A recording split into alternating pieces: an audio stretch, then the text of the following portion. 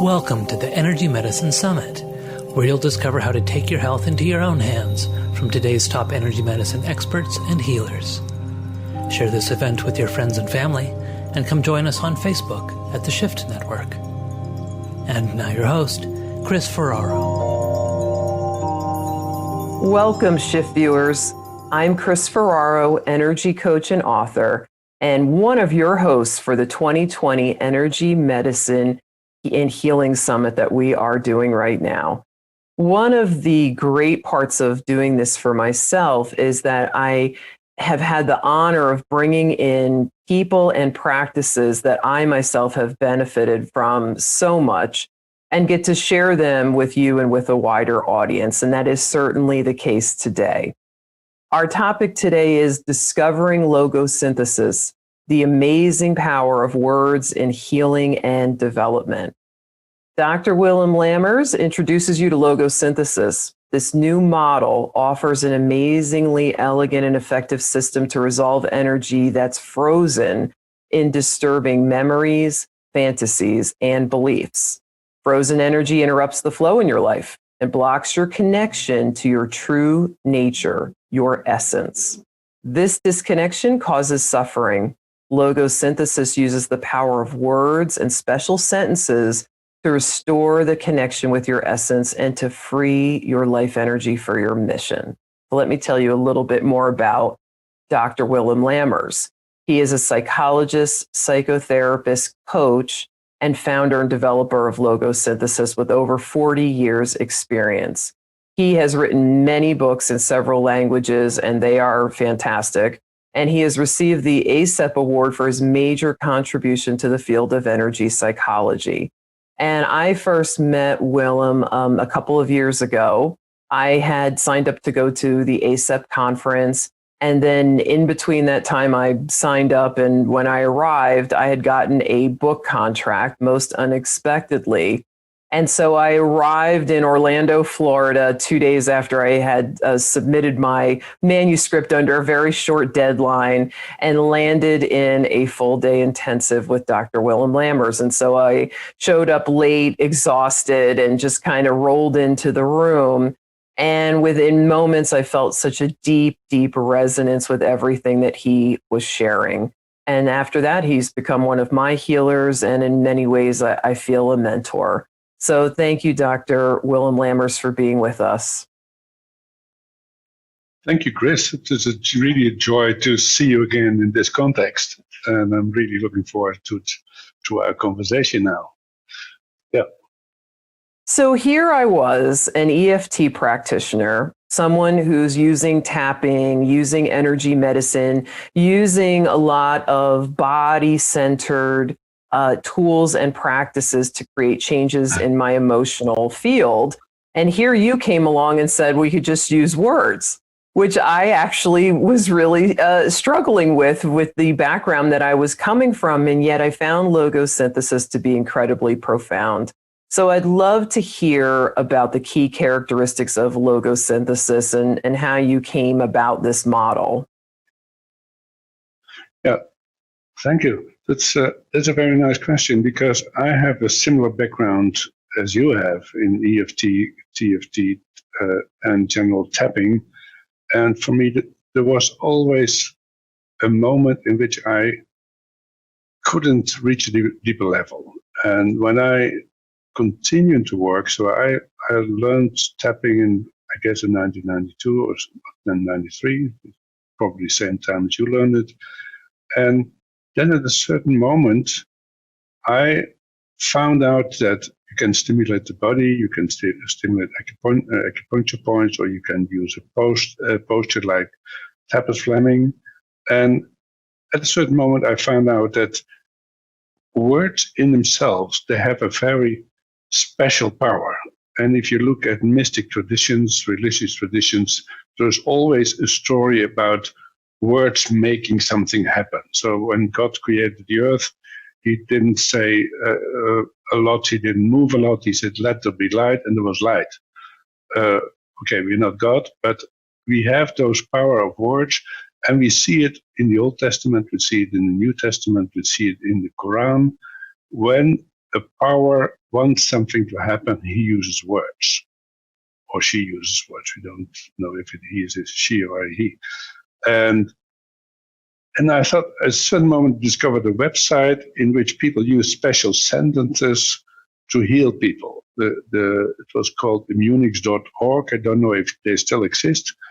And from there, I discovered that we can reduce the energy concept to a few very simple sentences, and that we can use these sentences to change something. And the most important change is, if you work with people in medicine, psychotherapy, psychology, counseling, is memories, fantasies, and beliefs. And that's where we're going to stay for this presentation. Of course, there's much more to say. And if you think about energy in logosynthesis, it's not very complex. We say everything is energy, and that energy is subtle energy. It can be mean information, it can be consciousness, it can mean intention. So we are energy. And if we are energy, then we are matter. So for our body, everything is matter. For our mind, everything is information. For our spirit, or for our essence, as we call it, everything is consciousness.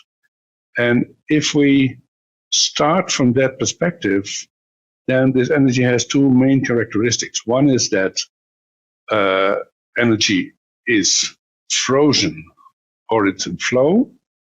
If it's in flow, we grow, we develop, we can solve problems. If it's frozen, we are stuck. We are sitting at the same point. We are staying at the same point. We are blocked, and we don't know what to do. And for instance, the trauma is nothing but a memory which is frozen, and a memory is energy. So that's one thing. So this first characteristic is energy is in flow or it's frozen, and it's our intention in logosynthesis to get energy moving, to get it in flow. The second characteristic is that energy belongs to you or it doesn't. And you have your own energy field or your own body in a larger energy field. And that body energy, that energy of your mind, can be split off. And some of your energy can stay in other people's places, or it can get stuck in plans, it can get stuck in fantasies, and it doesn't flow anymore. It's also possible that someone else's energy enters your system, as if this person is still there. And every parent who raises a child leaves energy in the field of their children. So what's our task in logosynthesis? First, to get energy in flow, departing from the vantage point of everything's energy. And the second is that we move energy inside if it belongs to us. We move energy outside if it belongs to someone else or to another place. And then the third principle is that words move energy. So like, let there be light, we can give people a sentence, and this sentence changes the flow of energy. So this is my short introduction, Kris.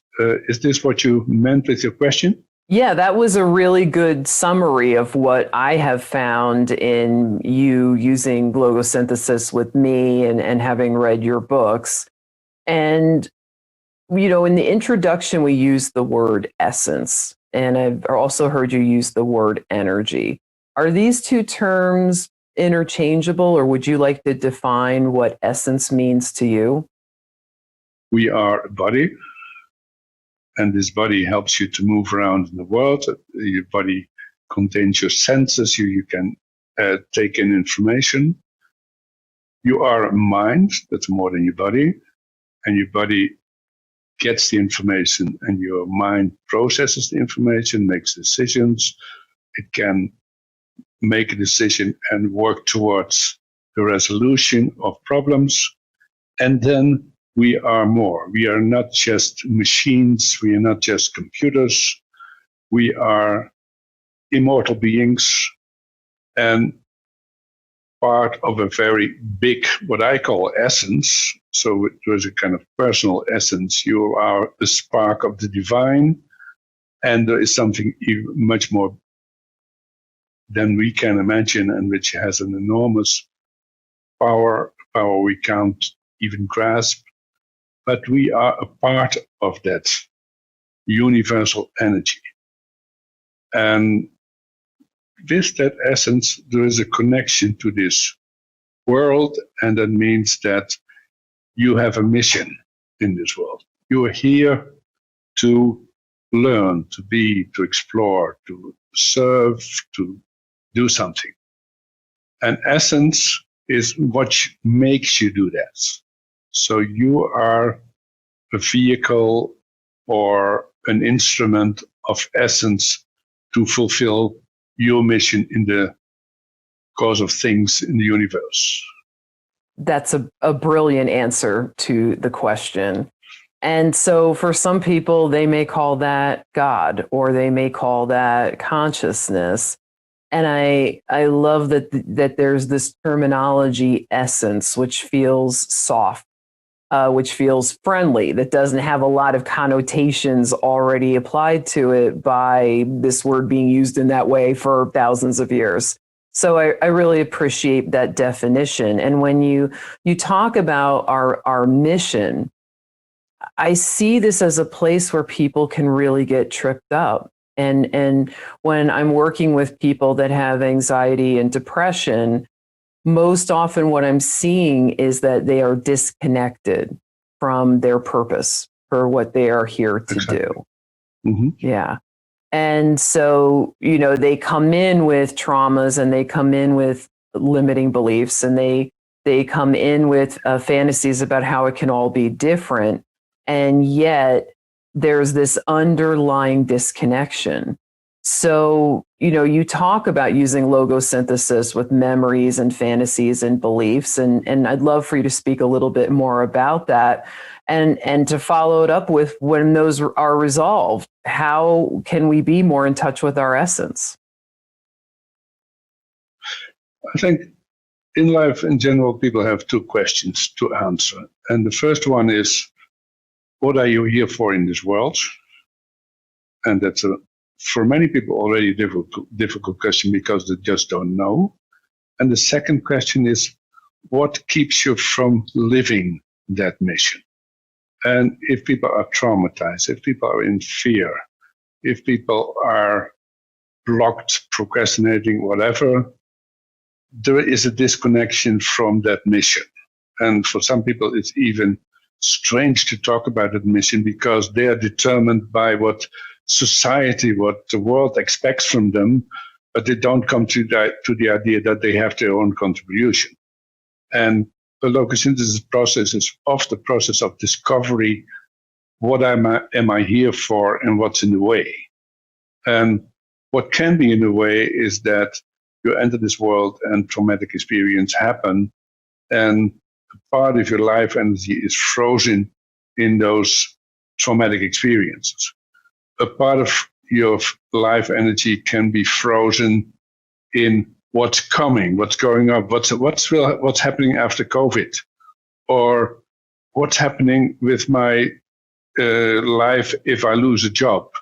What happens if my child chooses another way than I've chosen? These are all fantasy, because the only moment we're living is the now. And if the past enters that now as a trauma or as a frozen memory, or if the future enters that trauma because we don't know what's going to happen, that's where logosynthesis comes in and can help us to resolve those frozen connections to the past or the future and in the now. What we usually see is that when people arrive in the now, they have a kind of feel for what's really important in life. This relationship, this job, this piece of art, this journey I'm going to make. These are all options. for instance, my mission is logosynthesis, but I didn't know that 30 years ago. I learned to be a psychologist, but I wasn't satisfied. I trained people in psychotherapy and counseling, but I wasn't satisfied. From the moment on I discovered logosynthesis, I thought, hey, this is my thing. And then I started to write about it, started to teach it, started to work with it. And from there, this is what I'm doing now. I don't know if it's the same as what I will do in a few years. There might be a time that I do something else, but for this moment, I have a kind of sense I'm on my way. And that's very important to feel that. And for me also, it's a joy to help people discover that mission, that meaning of life.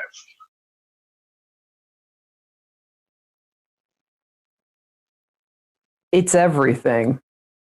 There's so many things that I went through in my life, different aspects of careers, and it all came together when I started doing my mission. It was like all of these different puzzle pieces sort of clicked into place, and everything came into focus, and with that, everything changed. So I'm really, really happy that you have developed something that is seemingly quite simple and yet so profound. So can you give some examples of how logosynthesis helps people? I can tell a little story of a client that just saw. She's living alone. She's in her 50s. In the house next door, students are living. And the students are students, so they are loud in the night and they disturb her sleep. And she has tried different things, but in fact, she has to live with the fact that students are students and students come home at 2:00. And we discovered in the session that this behavior of the students activated a memory in which she wasn't seen, in which people didn't take care of her. So she told me the story of being disturbing to her parents. Her parents didn't listen to her. She went to a bedroom, stayed alone there, felt miserable, went back, and the people didn't still react to her. And I was able to neutralize that situation with her, so this early memory, in which her energy was frozen in this loneliness and abandonment. And from there, she was able to think about this situation with the students again. And she was able to realize, oh yes, students are students, and if they're noisy in the night, they might wake me up, but they don't need to keep me awake. So, okay, they're coming home, I'm going to sleep again. And I think that's a very typical example that the past enters the present because something in the world around them happens which activates the past. And logosynthesis sentence help to neutralize the memory, and if the memory is neutral, she has all her adult resources at her disposal to think about the situation. If you're resonating with an old memory, you're not able to think. And this helps, logosynthesis sentences help a client to enter the present, take an adult stance, and say, this kinds of things happen. C'est la vie, the French says. And let's say logosynthesis doesn't change the world, but it makes your energy available for living in this world and not in another one. So you don't need to live in fantasies, you don't need to live in memories, you live in the now, and that's where your work is, or your mission. This is such a perfect example of how unresolved memories from the past interfere with our present, and how because we're connected to everything, it's not an accident that she happened to be living next door to a bunch of students that were triggering these feelings of loneliness and abandonment and probably being ignored. So it's such a perfect example of how the world, life, essence reflects back to us those blockages so that they can be healed. And here is this modality that you've created that allows us to get to just that. So I was hoping that we could do a demonstration so that people can see how simple and yet incredibly profound this is. Okay, I'm happy to do that. If you give me a subject, I will work with anything you present. Oh, I've got a good one. Okay. So I have a recurring fantasy of being rescued. So I get overwhelmed. I take on a lot. I've got a very, very busy life.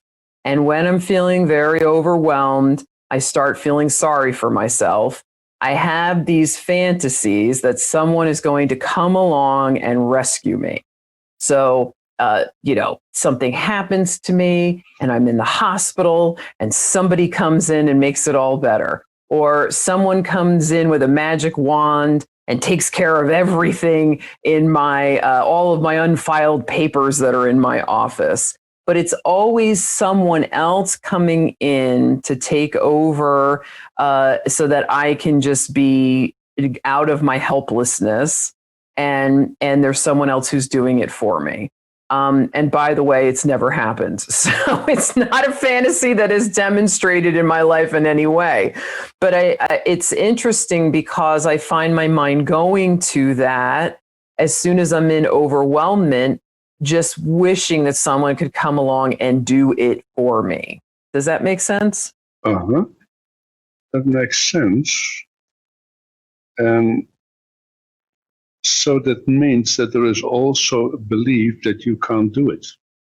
Is that correct? Yeah. Yes. So let's say I don't have the magic wand, but there may be a way to resolve that belief that you can't solve this problem.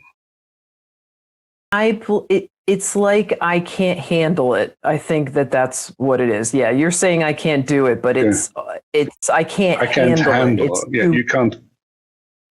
It's too much. It's too much going on. I can't handle it, and I need somebody to come in and do it for me. And the fantasy offers some kind of relief. But in my real life, it just brings up resentment because there's nobody coming along to rescue me and save me. And it probably just gets in the way of me doing things that I can do myself. So if you would believe I can handle it, would that change something? Yes. Yeah, I do believe that it would change it. If I could believe that I can handle it, and that belief is calming and feels like relief to me, that would be very empowering for me. Okay, let's go for it. This belief, I can't handle it. How strong is that on a scale from 0 to 10? 0 means I don't believe it at all. 10 means I'm absolutely convinced. I can't handle it. How strong is that belief? I would say it's about a 9.5 because I happen to be in the middle of a very overwhelming time. So it's very active right now in my present life. So 9.5, it's high up there. That's high enough to start. Okay. A belief is always something which is spoken or it's written. Otherwise, you can't believe it. So your belief is, I can't handle it. And that means, do you hear that belief? I can't handle it. Is your voice saying that? Or do you read it somewhere?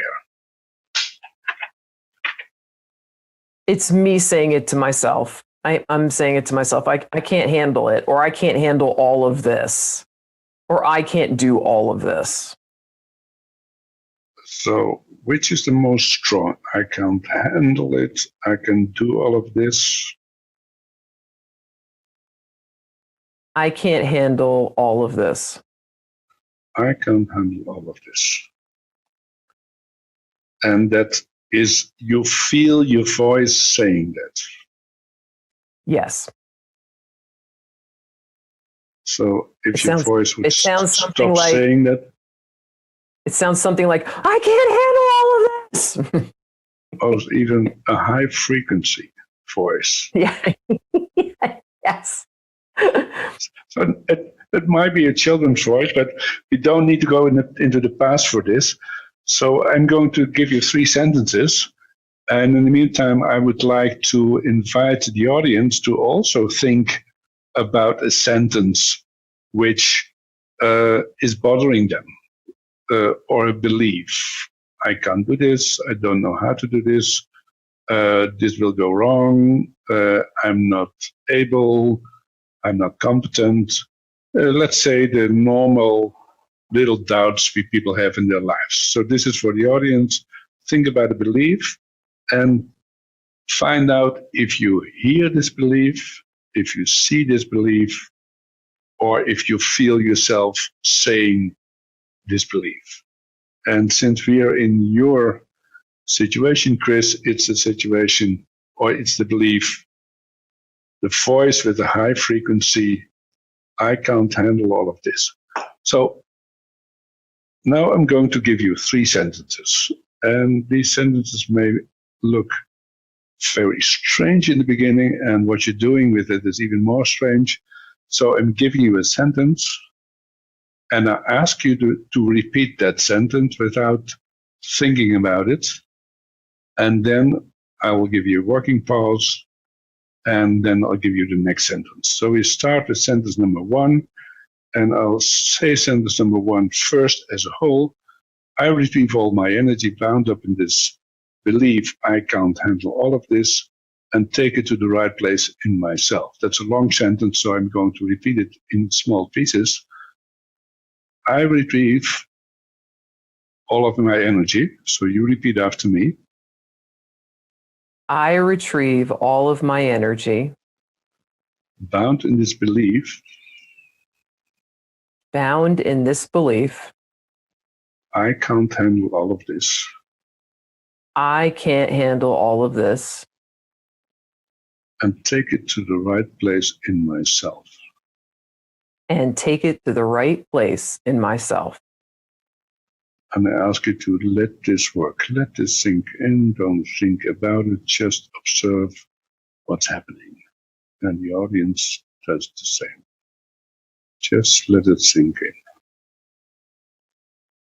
And it may take a minute, or it may take 2 minutes, and then I'll go to the next sentence.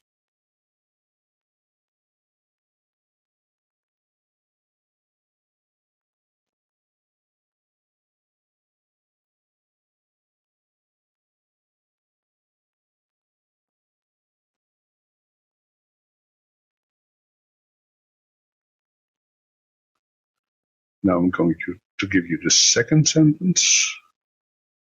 And you can say after me, I remove all non-me energy. I remove all non-me energy. Related to this belief. Related to this belief. I can't handle all of this. I can't handle all of this. From all of my cells. From all of my cells. From all of my bodies and my personal space. From all of my bodies and my personal space. And send it to where it truly belongs. And send it to where it truly belongs. And you let that sink in again. And that's also for the audience. You don't need to do something. You don't need to move. You just observe what's going on. And you let it sink in. Until I'm giving you the third sentence.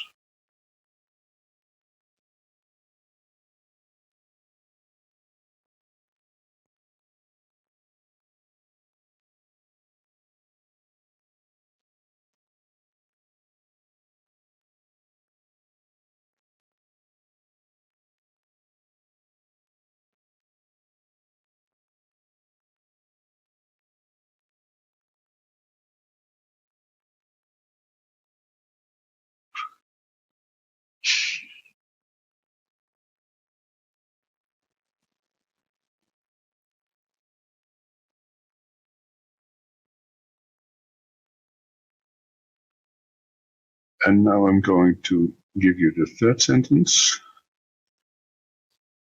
I retrieve all my energy. I retrieve Repeat all after me. my energy, Bound up in all my reactions bound up in all my reactions to this belief. to this belief. I can't handle all of this. I can't handle all this. And take it to the right place in myself. And take it to the right place in myself. And let that sink in, let it process. And it's the same for the audience.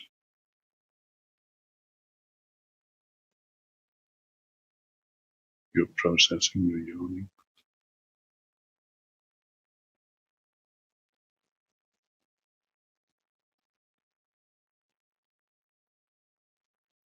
Now look again.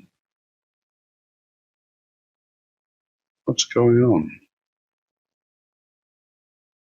So I'd love to share what happened, because things happened on different levels. With the first sentence, I felt sort of this relaxation in my shoulders. So my shoulders just sort of came down and I yawned. And yawning for me, as it is for many energy workers, is an indication of where there was once constricted energy, there's now flow. So it's always a good sign to me that a release and a relief has happened. During the second sentence, I had a huge feeling of just a lightening in my body and in my throat. That was really quite profound. And of course, being the healer that I am and always trying to analyze and figure things out, I thought, oh, maybe this wasn't even mine. Maybe I'm having such a big release here because Yes. it didn't even really belong to me. It belonged to someone else, and it's something that I've adopted. And then during the third sentence, it was much more subtle after that. I did yawn, and I did feel a lightening within my energy field that felt very sweet. And it definitely did feel like already the feeling of, what am I talking about? I can get more done in a day than most people get done in a week. So there's already a cognitive shift that's happening from what felt so true, what feels real in the stories that I was telling myself about this, to a feeling of, wait a minute. I mean, there's real evidence that's supporting me that shows that I get a lot done and I can do all of this and more. And I know that with logosynthesis, the process continues to unfold after the sentences, correct? Yes. Yeah, this can go on. So let's do a little check. You had this level of truth, or the level of conviction, was a 9.5 on a scale from 0 to 10. How much is that now? I give you that sentence. I can't handle all of this. How I can't. true is that on a scale from 0 to 10? I can't handle all of this. I'd say about a 2.5. I mean, that's a significant drop in just a couple of minutes. Yeah, this is difficult. So in the beginning, you're this small child which is overwhelmed, and after the process, you're an adult and you take your adult responsibility, and that's how it is. And there may be things you can't handle, and that's where you get help. And there may be things you can't handle, and you have to accept it. And there are things you can handle, and you do them.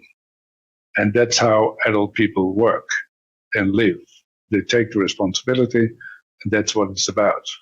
So, of course, this went very fast for you because you're an experienced therapist, you experience in personal work.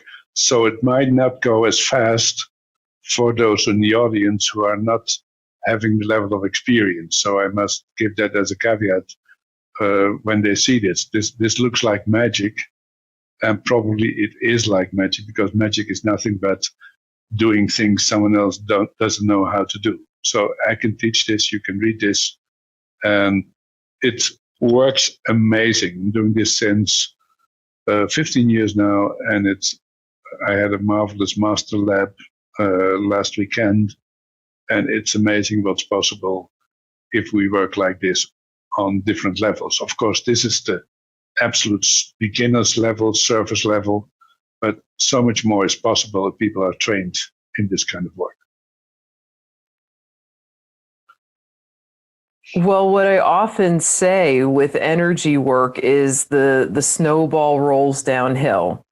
The more that I do, the more that I release, the more that I'm able to, the faster it works, the bigger the relief, the bigger the results. So I always encourage people when they are doing any energy healing modalities to keep going, because there's definitely a cumulative effect. And I am a bit of a releasing machine. That is definitely true. And Willem, you know that about me. And what I want to say to our shift viewers is to do the recording over again. Go back to the beginning of this process and redo it, and check in with the belief maybe 3 days from now and see what the intensity level is, right? Like, keep checking in and see where it's at, because one of the things that I've noticed with Logosynthesis is that it's so gentle that it's, a few weeks go by and I'm like, oh, that's not even an issue anymore. So, Willem, thank you so much for being here and for sharing this beautiful modality that you have created. I want to see it out there and people using it, because, for many, many weeks, one of your books I just kept by my nightstand. And when I went to go to bed, I would, clear something and go to sleep. Sometimes have some very interesting dreams, as you can imagine, as I was processing. Yeah. It was a real shifter for me at every level of my healing, because I think that so often we believe that healing takes a long time, that it's arduous, that it's extremely painful. And you've shown with this modality, it doesn't have to be any of those things. So tell us how people can find you and find out more about your programs and your books and what you offer. Yeah. Of course, the thing I'm most proud about is my new book, which is really, I don't know if you can see it. You can see it, yes. So it's published just a few days ago, and it gives a new introduction to logosynthesis for everybody who wants to know what it is. If you go from there, we have different options. I wrote 3 books on practical issues which are deepening this. I wrote a book about self-coaching with logosynthesis. I wrote a book for professionals who want to work with this modality. And this is really a good introduction. If you don't want to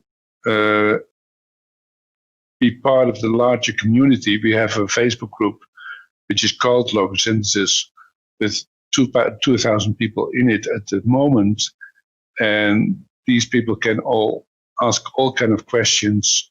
We also announce our different programs, and just join the Facebook group. Then there is a YouTube channel which is called The Origin of Logosynthesis, in which people work with me in demos, 15 minutes demos in different languages, in Dutch, in English, in German. And we also have a beautiful COVID or Corona protocol, which is a 30-minute video to cope with what's very difficult to cope with at this moment, the fear of Corona, what will happen to me, what will